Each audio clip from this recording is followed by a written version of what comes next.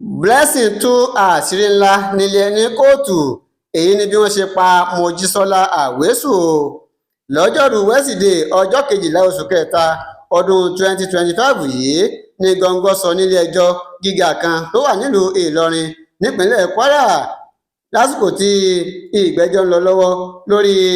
àwọn méje tí wọ́n fẹ̀sùn kàn wípé wọ́n lọ́wọ́ nínú ikú Mojísọ́lá Àwésù tó jẹ́ akẹ́kọ̀ọ́ nílé ẹ̀kọ́ gíga ITech tó wà nílùú Ọ̀fà, nígbà tí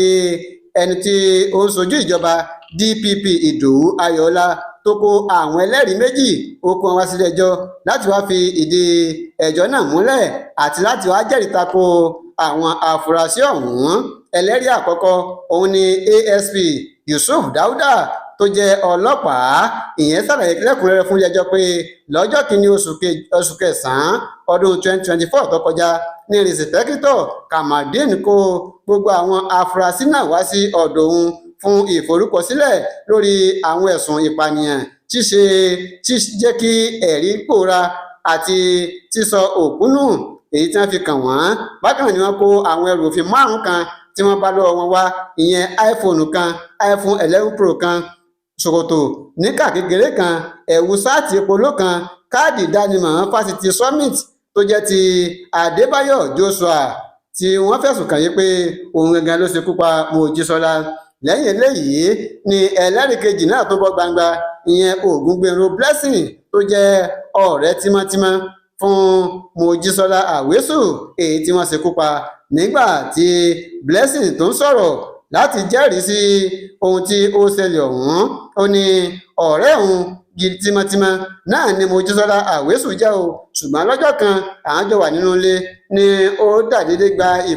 ìpè tó gbà ọ̀hún ló ṣe kó jẹ́ pé Tìmílẹ́yìn ló pè é tó sì ní òun fẹ́ kí ó bá òun tẹ̀lé ọkùnrin kan torúkọ rẹ̀ jẹ́ Happiness Adébáyọ̀ tó jẹ́ ọmọ pásítọ̀ Ògúnṣẹ́ lọ sí ìlú Ìlọrin níbi tí wọ́n ti fẹ́ lọ ṣe ayẹyẹ ìkẹ́kọ̀ọ́ parí kan léyìí tí ilé ẹ̀kọ́ Summit àti fásitì Al-Hikmat tí wọ́n gbé kalẹ̀. Ó ní nígbà tó fẹ́ kúrò lé nírọ̀lẹ́ ọjọ́ náà tó ti múra tán lòun sọ fún pé bó ṣe ń lọ yìí o máa pè mí o, èmi náà máa pè ọ́. Ó ní bó ṣe kúrò lé lòun pè pé níbo ló dé. Ó sọ fún òun pé òun ti dé ìlú Àjàṣà Èpo, ṣùgbọ́n ní kété tó tún dé òtẹ́ẹ̀lì ọ̀hún lọ bá òun chaàtì lórí WhatsApp wípé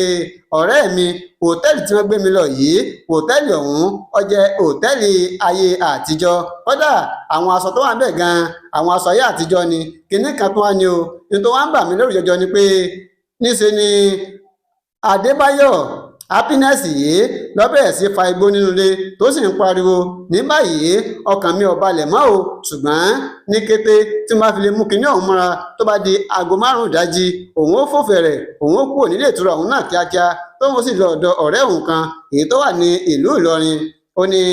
lẹ́yìn eléyìí òun wá sọ fún pé tó bá ti fẹ́ mọ́ lọ láàárọ̀ ọjọ́ kejì kó pè wọn kóun lè mọ̀ yí pé